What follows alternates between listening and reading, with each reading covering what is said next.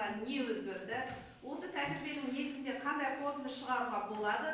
Қандай топырақтың құрамында ауа көп болады? Топыраққа ауа не үшін қажет? Бірінші міне саз топырақты біз былай алдық. Сол саз топырақты тығыздалады.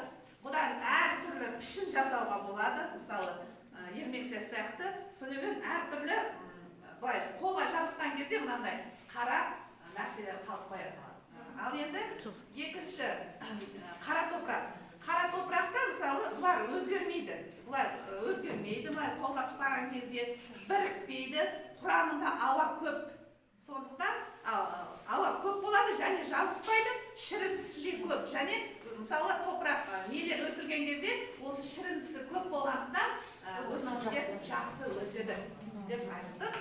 Енді қорытқа келгенде жаңағы не өзгерді? Мынау бір елі. Ал енді өсімдік мына қара